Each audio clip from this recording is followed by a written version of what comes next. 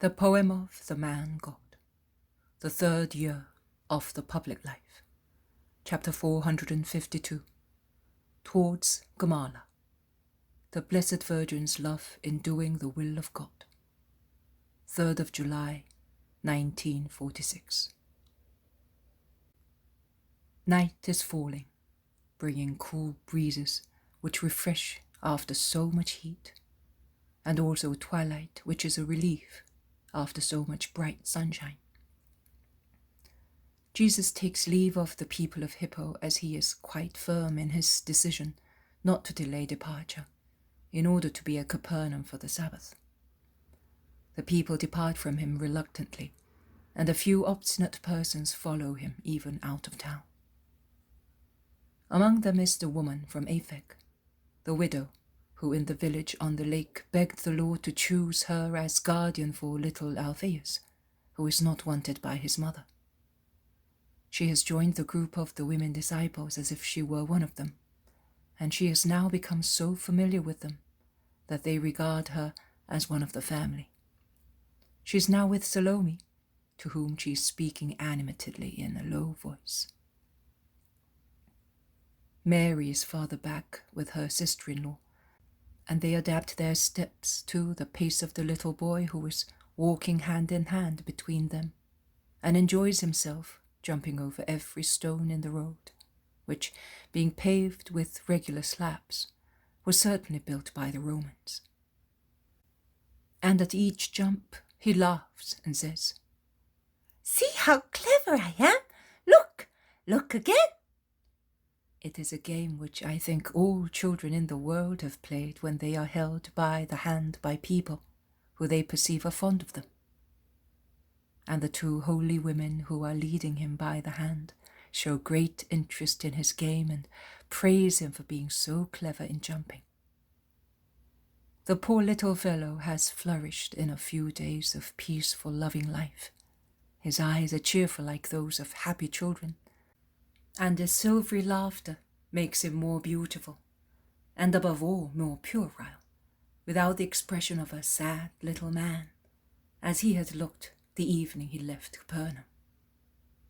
Mary of Alphaeus, considering the situation, when she hears some words of Sarah the widow, says to her sister-in-law, "That would be ideal.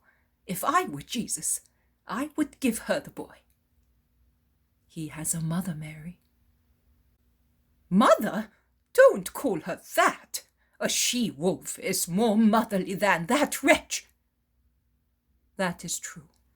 But even if she does not feel any obligation towards her son, she always has a claim on him." To make him suffer. Look how much he has improved." "I know. But Jesus has no right to take children away from mothers, not even to give them to those who would love them." "Neither are men entitled to. Better not say more. I know what." "Oh, I understand you. You mean, neither are men entitled to take your son away from you. And yet they will do so. But by doing so, a cruel action from a human point of view, they will bring about infinite good. In this case, instead, I do not know whether it would do that woman any good." "But it will do the child much good. But why? Did he tell us? That dreadful thing. I have had no peace since I heard of it." "And did you not know even previously that the Redeemer was to suffer and die?"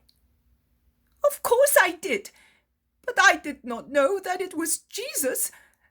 I have been very fond of him, you know. I loved him more than my own sons. So handsome, so kind. Oh, I envied you him, my dear Mary, when he was a boy, and always later, always. Even a puff of air worried me, lest it should harm him, and I cannot believe that he will be tortured." Mary of Clopas weeps under a veil. And Mary, the mother, comforts her. "Mary, my dear, Do not look at the matter from a human point of view. Think of its fruits. You can imagine how I see daylight fading away every evening. When it dies out, I say, one day less to have Jesus. Oh, Mary, for one thing above all, I thank the Most High for granting me to achieve perfect love, as perfect as a creature can possess it, because such love allows me to cure and fortify my heart, saying, His sorrow and mine are useful to my brothers. Therefore, blessed be sorrow. If I did not love my neighbor thus, I could not endure the thought that they will put Jesus to death. So what love is yours? What love must a mother have to say such words? In order not to run away with her son, to defend him and say to her neighbors, my first neighbor is my son, and I love him above all things. He who is to be loved above everything is God. And he is God. He does the will of the Father, and I do it with him. What love is mine? What love is required to be able to say those words?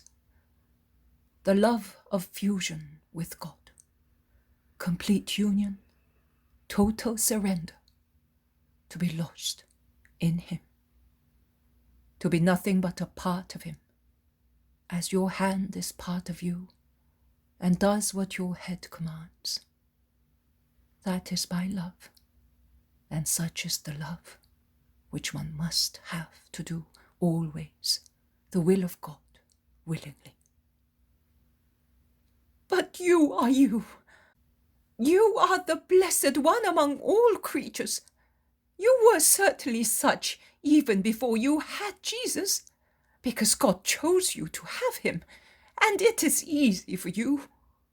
No, Mary, I am the woman and the mother, like every woman and mother. The gift of God does not suppress the creature. She is as human as any other creature, even if the gift gives her a very strong spirituality. You know by now that I had to accept the gift of my own free will, and with all the consequences which it involved, because each divine gift is a great beatitude, but also a great obligation. And God does not force any man to accept his gifts, but he asks man, and if the latter replies no to the spiritual voice speaking to him, God does not force him. Every soul is interrogated by God at least once in his lifetime. Whether? Oh, I have not been. He never asked me anything, exclaims Mary of Alphaeus confidently. The Blessed Virgin smiles kindly and replies, You did not notice it, and your soul replied, without you being aware of it. And the reason for that is that you already love the Lord very much. I am telling you that he has never spoken to me. Why, then, are you here, a disciple following Jesus? And why are you so anxious that your sons, all of them, should be followers of Jesus? You know what it implies to follow him, and yet you want your sons to follow him. Certainly, I would like to give them all to him. I could then truly say that I bore my children to the light, and I pray that I may give them to it, to Jesus, with true eternal maternity. You see? And why that? Because God interrogated you one day, and he said, Mary, would you give me your sons to be my ministers in the New Jerusalem? And you replied, Yes, Lord. And even now that you are aware that a disciple is not superior to the master, you reply to God, who questions you again to test your love. Yes, my Lord, I now want them to be yours. Is it not so? Yes, Mary, it is. That's true. I am so ignorant that I cannot understand what happens in a soul. But when Jesus or you make me ponder, I say that it is true. It is really true. I say that I would rather see them killed by men than be hostile to God. Certainly, if I saw them die, But the Lord, Would the Lord help me in that hour, or will he help you alone? He will help all his faithful daughters, who are martyrs in the spirit, or in the spirit and in the flesh, for his glory. But who is to be killed? Asks the little boy, who has stopped jumping upon hearing their conversation and has been all ears. And he asks again, partly out of curiosity, partly out of fear, looking about the lonely country which is growing dark. Are there highwaymen about? Where are they? There are no highwaymen, my child, and no one, for the time being, is to be killed. Jump, go on jumping, replies the most holy Virgin. Jesus, who was far ahead, has stopped waiting for the women.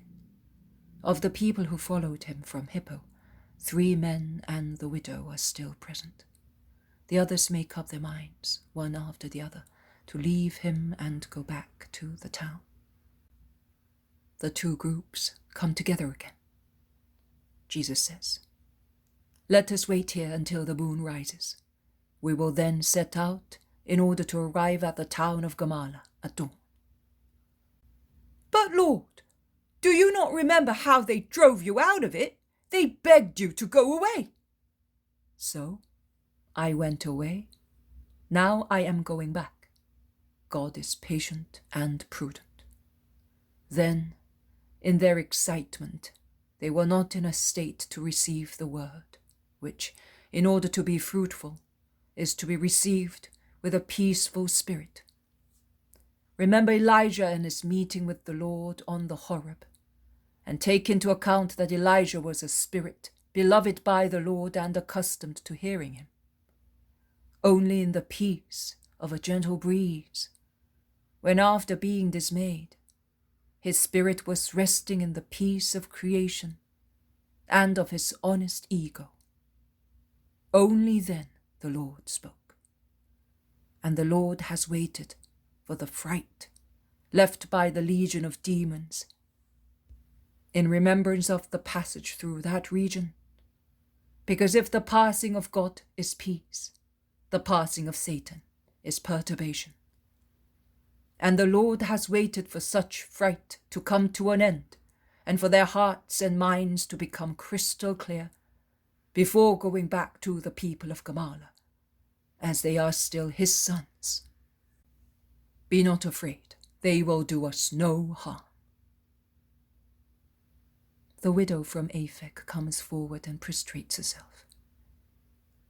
And are you not coming to my house, Lord? Aphek also is full of sons of God. The road is a difficult one, and our time is short. We have the women with us, and we must go back to Capernaum for the Sabbath. Do not insist, woman, says the Iscariot resolutely, almost rejecting her. The fact is, I wanted him to be convinced that I can keep the boy properly. But do you not understand that he has his mother? Says the Iscariot once again, and he said so rudely. Do you know any shortcuts between Gamala and Aphek? Jesus asks the mortified woman. Oh yes, there is a road across the mountains, but it is good and cool because it runs through woods, and it is possible to hire some donkeys for the women, and I will pay for them. I will come to your house to console you, even if I cannot give you the child, because he has a mother. But I promise you that in the event that God should judge that the innocent, with no love, should find love again, I will think of you." "Thank you, master. You are good," says the widow, and she looks at Judas in a way that means, "And you are bad." The little boy who has listened and understood, at least in part, and has grown fond of the widow, who has conquered him with caresses and dainties, both by natural instinct of reflection and by the spirit of imitation typical of children, repeats exactly what the widow has done, the only difference being that he does not prostrate himself at Jesus' feet, but he clings to his knees, raising his little face, which looks bright in the moonlight, and he says, "Thank you, master. You are good." And he does not stop at that. He wants to make his mind quite clear, and he concludes, "And you are bad." And to ensure that there is no error of person, he lightly kicks the Iscariot's foot. Thomas bursts out laughing, which makes the others laugh as well, while he says, "Poor Judas, it is really a fact that children do not like you. Now and again one of them judges you, and they always say that you are bad." Judas has so little sense of humor that he shows his anger, an unfair anger, out of proportion to the cause and object giving rise to it, and to which he gives vent by tearing the child away from Jesus' knees very coarsely and throwing him backwards, shouting, "This is what happens when in serious matters we have pantomimes.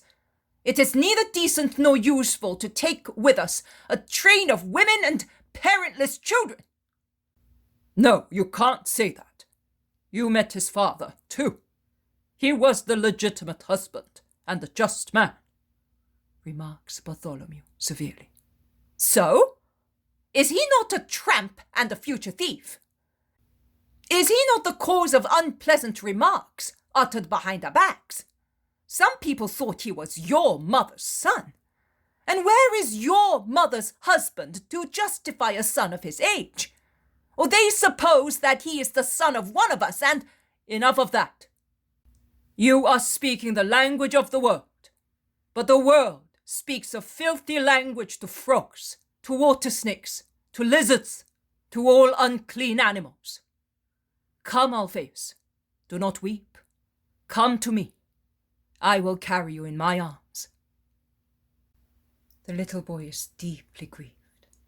All his sorrows of an orphan rejected by his mother, and which had calmed down during the previous peaceful days, comes to light again, boils over and overflows.